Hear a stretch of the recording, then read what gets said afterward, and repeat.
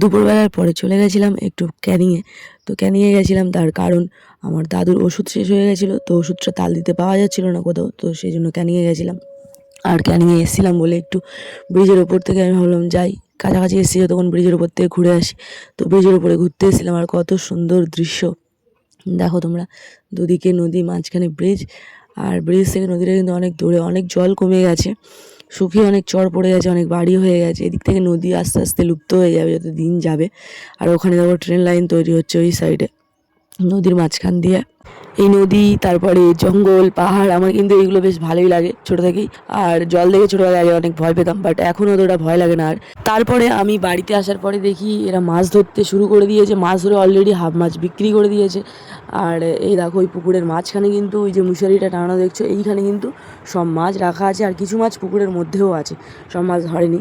তো আস্তে আস্তে ধরছে আর বিক্রি করে দিচ্ছে। এইগুলো কিন্তু বিক্রি করবে বলে তুলেছে নেট থেকে। আর নেটে যদি যে মাছ চাইছে মানুষ যদি না থাকে, তো সেগুলো জাল মেরে এভাবে হচ্ছে ধরে দেওয়া হচ্ছে।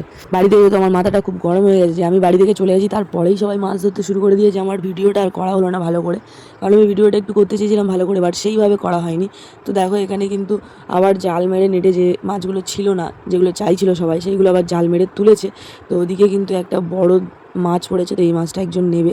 তো এই ধরনের 2-3টে মাছ অনেকে নেবে, তো আরও মারতে হবে মাছ। এই পুকুরটা কিন্তু অনেক বছর পুরনো, তখন কিন্তু আমরা হইনি।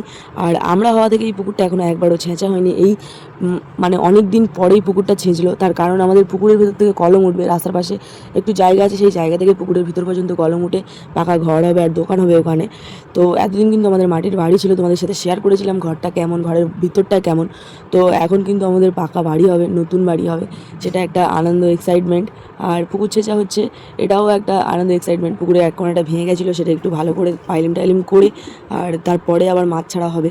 আর এদিকে দেখো বাবা কিন্তু মাছ মেপে কিন্তু সবাইকে মাছ দিয়ে দিয়েছে। তারপরেও সবাই এসেছিলো অনেক রাত পর্যন্ত।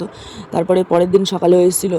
তো তারপরে তো আমি চলে এসেছিলাম, জানি না। তো এখানে দেখো একটা বিশাল বড় পাঙাশ ট্যাংরা পেয়েছিলো, 2খানা পেয়েছিলো। তো একটা পাঙাশ ট্যাংরা আমাদের রেখেছিলো খাওয়ার জন্য, তার কারণ ভাই বলেছিল যে এই মাছটা বিক্রি করবে না। মাছটা কিন্তু অনেকটাই বড়, প্রায় হচ্ছে 7 কেজি 8 কেজির মতো হবে। তো এই মাছটা হচ্ছে সেজন্য বাবা কাটছে, এখন রান্না হবে, রান্না হওয়ার পরে এটা খাওয়া দাওয়া হবে। তো দেখো বাবার কাটার ফিনিশিং কিন্তু অনেক ভালো। আমাদের বটিটায় ধান নেই বলে বাবা কিন্তু আগে মানে খাসি কাটতো, তো সেই সব দা দেখো পাশে দেখতে পাচ্ছ, ওগুলো নিজেদেরই দা। মাছটা কাটছে, দেখো মাছটা কিন্তু হলুদ হয়ে গেছে, মানে মাছটা পেকে গেছে, মানে অনেক বড় মাছ। আর হচ্ছে তেল হয়ে গেছে, তো সেই তেলগুলো কিন্তু হলুদ হলুদ আকারে দেখা যাচ্ছে। ভিডিওটা ভালো লাগে লাইক কমেন্ট শেয়ার করে পাশে দেখো তোমরা সবাই। আর আজকের ভিডিও এখানে এই পর্যন্ত, দেখা হচ্ছে নেক্সট কোনো ভিডিওতে। ততক্ষণ তোমরা তো খুব খুব ভালো থেকো, আর আমিও খুব খুব ভালো থাকবো। তো ভিডিওটা কেমন লাগলো কমেন্টে জানাতে অবশ্যই ভুলো না।